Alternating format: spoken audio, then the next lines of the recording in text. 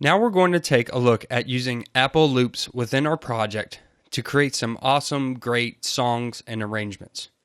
So go ahead and click Empty Project, and then select Details to expand it, and you will see some options to change the arrangement: the tempo, the key signature, and the time signature.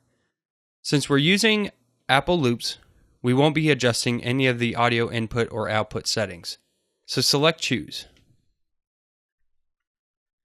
It's going to pop up a dialog to choose some instruments within GarageBand. Now, we are not going to be using any of these at this time, so let's just select Software Instrument and hit Create. For right now, let's close this musical typing keyboard, and we'll close the library, and we'll expand GarageBand so we have a little more room. Now I'm going to click the Apple Loops button, and you can see all of our loops on the right-hand side. Now, what exactly is an Apple loop? GarageBand says that Apple loops are pre-recorded musical phrases or riffs in the loop browser that you can use to easily add drum beats, rhythm parts, and other sounds to a project.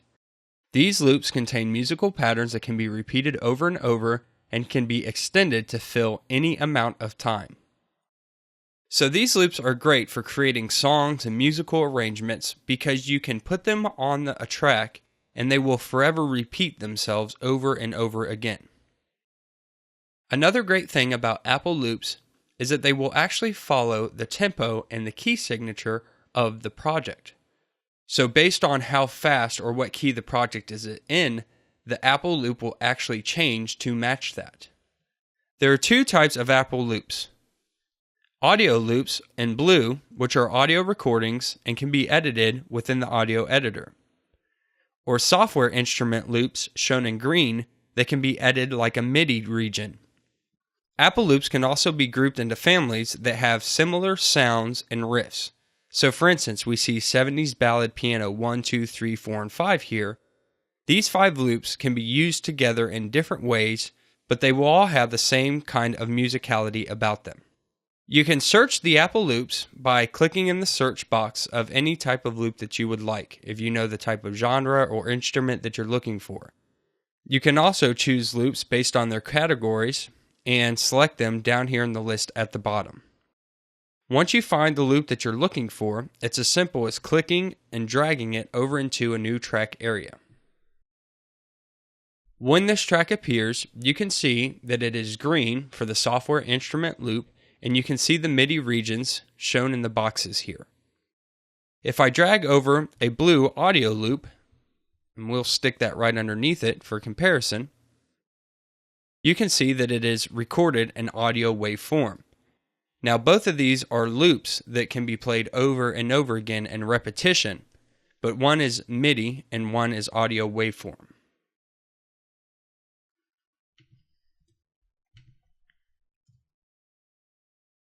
Apple loops can be found here in the top search area if I know the name, style, or genre of type of instrument that I'm looking for. You can sort these either by button or by list view. And in list view, you can see that you can sort them by all loops, your favorites, genres, instruments, and moods. You can also sort them by scale, whether it be minor scale, major scale, neither, or good for both. Some instruments, such as percussion, could be good for both.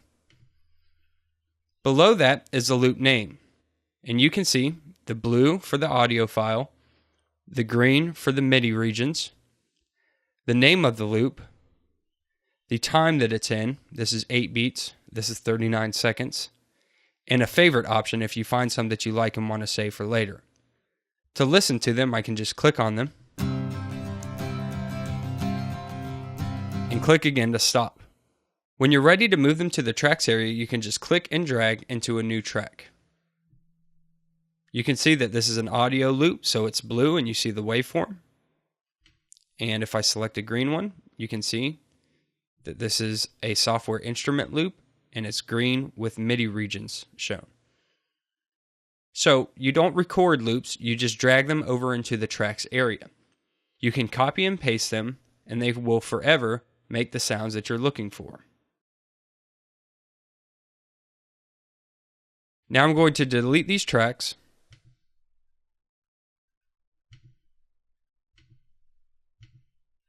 Just by right-clicking and selecting Delete Track. And I'm going to show you a family. So we have 70s Ballad Piano. I'm going to put that right here. And then after that, I'm going to do 70s Ballad Piano 2 and 70s Ballad Piano 3. Now, if you wanted to adjust these individually, you could put them on separate tracks and adjust their patch and their sounds and effects and volumes and what have you.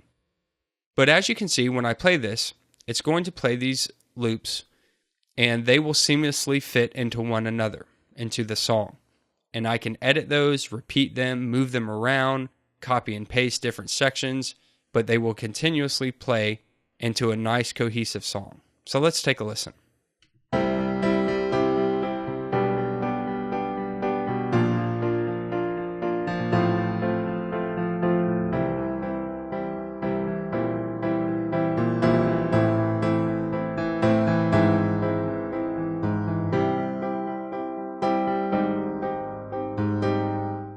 So, as you can hear, the first and second sound identical as far as the chords go, but the way that they are playing the piano is a little bit different.